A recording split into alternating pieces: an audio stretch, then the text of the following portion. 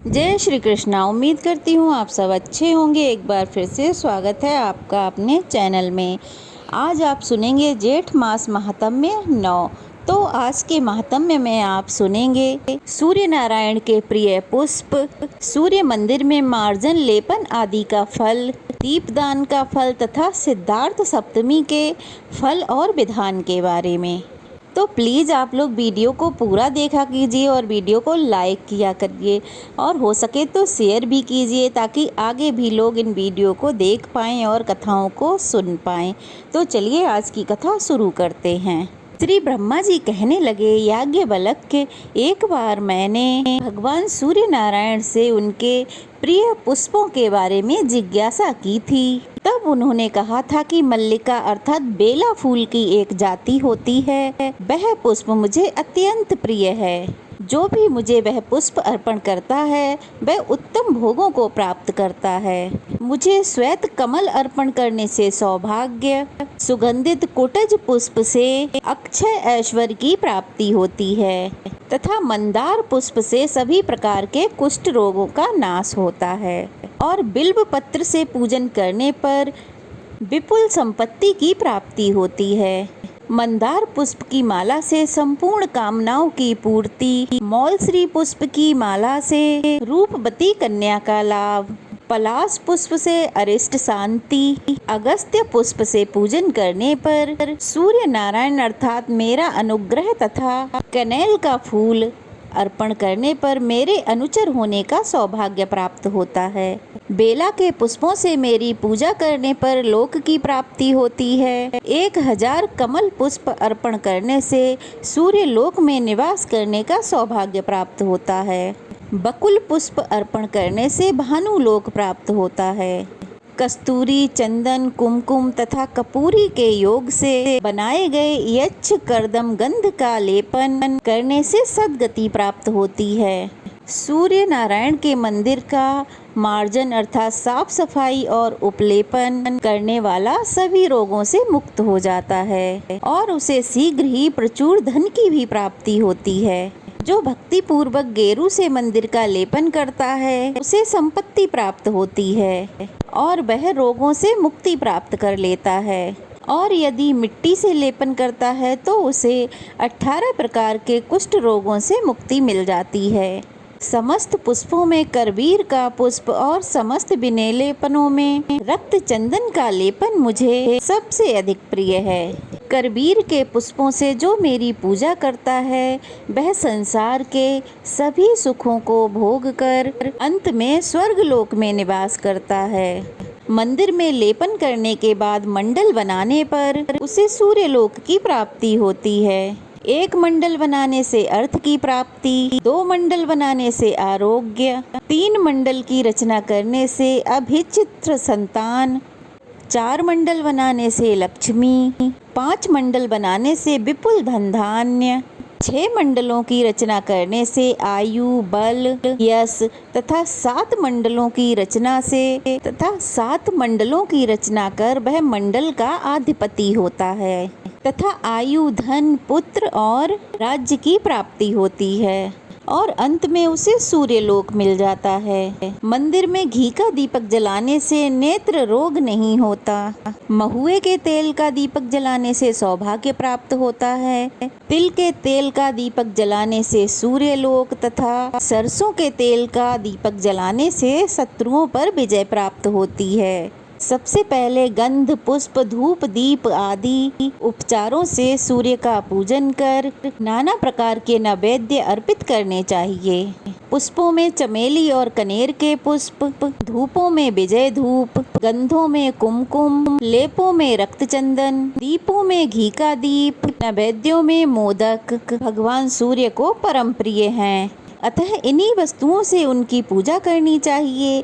पूजा करने के बाद प्रदक्षिणा अर्थात परिक्रमा और नमस्कार करके हाथ में सफेद सरसों का 1 दाना और जल लेकर सूर्य भगवान के सामने खड़े होकर हृदय में अभीष्ट कामना कर चिंतन करते हुए अर्थात आपकी जो भी कामना है उसका ध्यान करते हुए सरसों सहित जल को पी जाना चाहिए। परंतु दांतों से उस सरसों के दाने का स्पर्श ना हो सके। इसी प्रकार दूसरी सप्तमी को श्वेत सरसर अर्थात पीली सरसों, उसके 2 दाने जल के साथ पान करना चाहिए। इसी तरह सातवीं सप्तमी तक एक एक दाना बढ़ाते हुए उसे मंत्र के साथ अभिमंत्रित करके पान करना चाहिए। मंत्र है ओम भास्कराय नमः। फिर शास्त्रोक्त नीति से जप और हवन करना चाहिए। ये भी विधि है कि प्रथम सप्तमी को जल के साथ सिद्धार्थ अर्थात सरसों का एक नाम सिद्धार्थ भी है, ये बात भी आपको ध्यान रखनी चाहिए। सरसों का पान करें दूसरी सप्तमी को घी के साथ और आगे शहद, दूध, दही, गोमय और पंचगव्य के साथ क्रमशः एक एक सरसों के दाने को बढ़ाते हुए सातवीं सप्तमी तक सिद्धार्थ का पान करें, यानी कि सरसों का पान करें। इस प्रकार जो सरसों सप्तमी का व्रत करता है वह बहुत सा धन, पुत्र और ऐश्वर्य प्राप्त कर लेता है और उसकी सभी मनोकामनाएं सिद्ध हो जाती हैं और वह सूर्य लोक में निवास करता है। अगला अध्याय है शुभाशुभ स्वप्न और उनके फल के बारे में। श्री ब्रह्मा जी कहने लगे कि याज्ञवल्क्य, जो व्यक्ति सप्तमी में उपवास करके सूर्य नारायण का विधि पूर्वक जप, पूजन और हवन आदि क्रियाएं संपन्न कर और रात के समय भगवान सूर्य का ध्यान करते हुए शयन करता है, तब उसे रात में जो स्वप्न दिखाई देते हैं उन स्वप्न फलों का अब मैं वर्णन कर रहा हूँ। यदि स्वप्न में सूर्य का उदय, इंद्रध्वज और चंद्रमा दिखाई दे तो सभी समृद्धियां प्राप्त होती हैं। माला पहने व्यक्ति गाय या बंसी की आवाज, श्वेत कमल, दर्पण, सोना, तलवार, पुत्र की प्राप्ति, रुधिर का थोड़ा या अधिक मात्रा में निकलना, पान करना, ऐसे स्वप्न देखने से ऐश्वर्य की प्राप्ति होती है। रतार्थ प्रजापति के दर्शन से पुत्र प्राप्ति का फल होता है। स्वप्न में प्रशस्त वृक्ष पर चढ़े अथवा अपने मुख में गौ या सहनी का दोहन करे तो शीघ्र ही ऐश्वर्य प्राप्त होता है। सोने या चांदी के पात्र में अथवा कमल पत्र में जो खीर खाता है तो उसे अतुल बल की प्राप्ति होती है। द्यूत, बाध तथा युद्ध में विजय प्राप्ति का जो स्वप्न देखता है उसे वह सुख प्राप्त करता है। स्वप्न में जो अग्नि पान करता है उसे जठराग्नि की वृद्धि होती है, अर्थात उसे भूख बढ़ने लगती है। यदि स्वप्न में अपने अंग प्रज्वलित होते हुए दिखाई दें और सिर में पीड़ा हो तो सुख संपत्ति मिलती है। श्वेत वर्ण के वस्त्र, माला और प्रशस्त पक्षी, इन सब का दर्शन शुभ होता है। देवता, ब्राह्मण, आचार्य, गुरु, वृद्ध तथा तपस्वी यदि स्वप्न में दिखाई दें और वह जो कुछ भी कहते हैं वह सब सत्य होता है। स्वप्न में सिर का कटना अथवा फटना, पैरों में बेड़ी पड़ना राज्य प्राप्ति का संकेत है। स्वप्न में रोने से हर्ष की प्राप्ति होती है। घोड़ा, बैल, श्वेत कमल तथा श्रेष्ठ हाथी पर निडर होकर चढ़ने से महान ऐश्वर्य प्राप्त होता है।